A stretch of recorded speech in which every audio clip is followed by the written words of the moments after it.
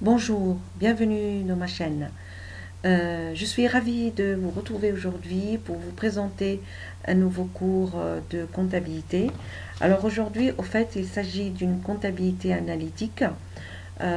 Savoir que la comptabilité analytique, c'est une discipline qui prend ses sources dans la comptabilité générale. Donc on a besoin des charges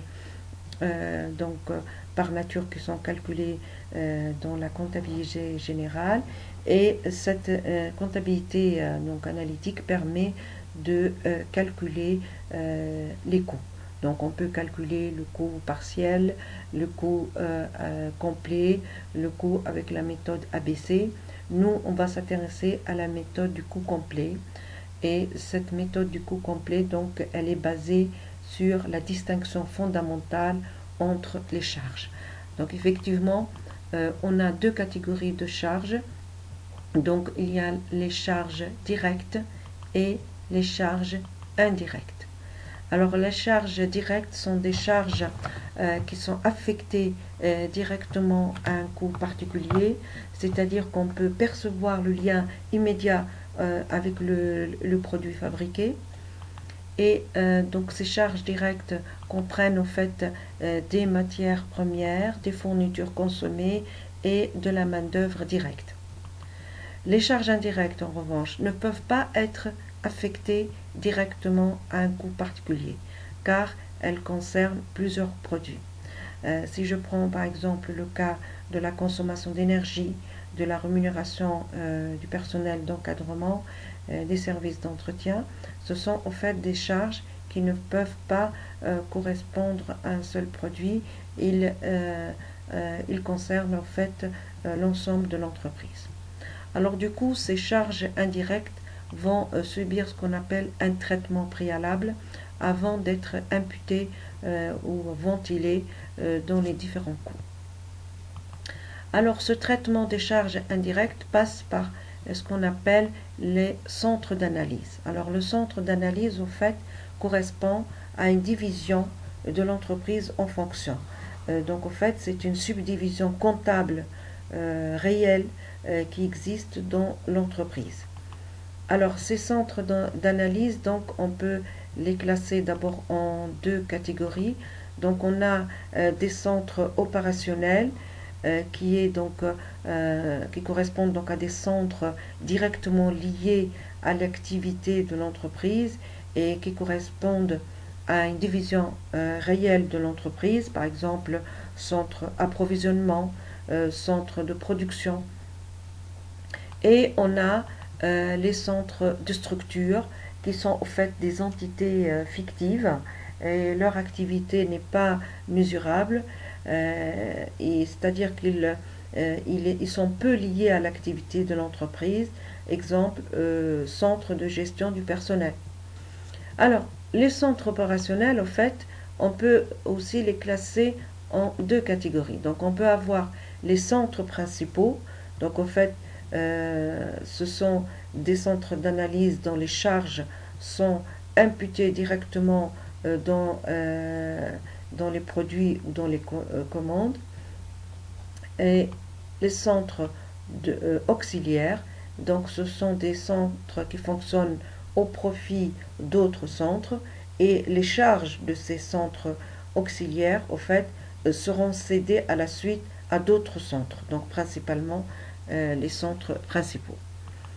Alors effectivement, donc les charges directes sont affectées directement au coût, alors que les charges indirectes subissent donc un traitement. Ce traitement passe par les centres d'analyse, donc nous avons vu ici les centres auxiliaires, les centres principaux, et par la suite, ils seront imputés ou ventilés dans les différents coûts. Alors justement, ce traitement va aussi passer par une répartition primaire et une répartition secondaire. Alors, en quoi consiste d'abord la répartition primaire? Donc, en fait, c'est une répartition des charges directes, indirectes, bien sûr, entre les différents centres d'analyse de l'entreprise, suivant des clés de répartition. Donc, en fait, ce sont des clés prédéfinies par l'entreprise. Généralement, ils se présentent sous forme de pourcentage et ils vont permettre de répartir ces différentes charges indirectes dans les différents centres. Alors, donc en fait, ce travail va se faire dans un tableau qu'on appelle tableau de répartition des charges indirectes. Donc on part des charges par nature, donc autrement dit les charges indirectes, on part de leur total et on tient compte des clés de répartition dans les centres auxiliaires et dans les centres principaux. Alors, donc après calcul, on obtient le tableau suivant et à la fin, on a un tableau, une ligne qui correspond au total après répartition primaire. Donc là, cette opération correspond donc à une répartition primaire. La répartition secondaire, au fait, consiste maintenant à répartir les centres auxiliaires dans les centres principaux. Donc, en fait, ce sont les charges de ces centres auxiliaires qui seront cédés aux centres principaux. Et là, ici, notre centre auxiliaire, c'est donc le centre administratif qui sera cédé aux centres principaux selon les clés de répartition qui ont été fournies donc, dans l'énoncé. Et du coup, dans une deuxième répartition secondaire, donc il n'y aura plus le centre auxiliaire et il ne restera que les centres principaux. Alors, ensuite, comment va se faire cette imputation des charges indirectes au coût? Elle va se faire, en fait, à l'aide d'unités d'œuvre. Donc, en fait, les unités d'œuvre sont des unités physiques qui permettent, en fait, de mesurer l'activité d'un centre d'analyse.